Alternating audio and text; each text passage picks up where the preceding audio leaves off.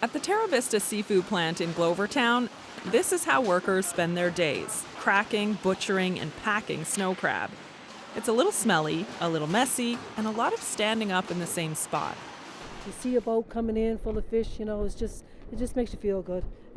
Rhonda Verge is the new owner of the plant. She owned another plant 30 years ago on Random Island. Back then, people lined up to work there. But if we've got to have a moratorium... But then, the cod moratorium. Rhonda and 30,000 others had to find new jobs. With the moratorium came the opportunity to retrain. So I decided to take my second passion, nursing, and went back to school. Rhonda worked as a nurse, but she missed the calmness of the salt water. So, after 20 years of nursing, she bought a fish plant. But finding enough workers has been a struggle. The plant tried to hook workers by upping wages to around $17 an hour. See you Friday. And buying this bus to offer free rides to work for people in nearby communities. But they had to go even farther. This bus is now full of workers from Mexico. Was it spicy? Not spicy. You can try. At their friend's house nearby, the workers are sharing food and music, a party to mark the end of the crab season. This is my beautiful day. Temporary foreign workers make up about a third of the workforce at Terra Vista Limited. Every year, plants all over the province are bringing in more and more temporary foreign workers from places like Mexico, Taiwan, and the Philippines. This year, about 300.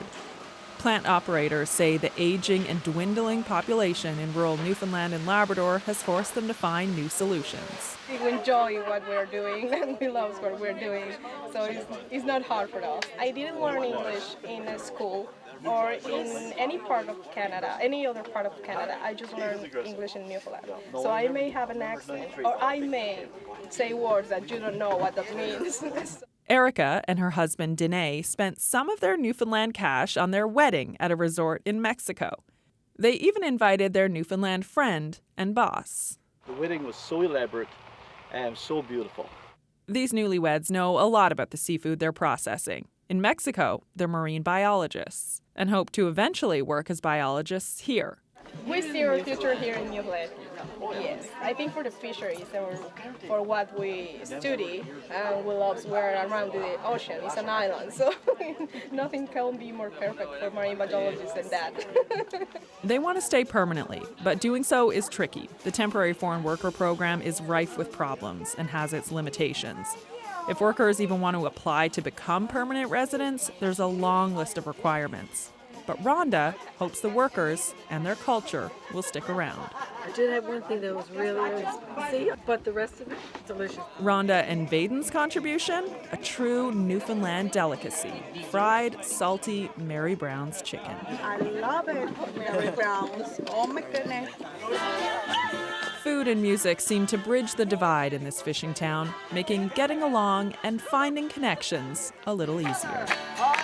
Caroline Hillier, CBC News, Glovertown, Newfoundland.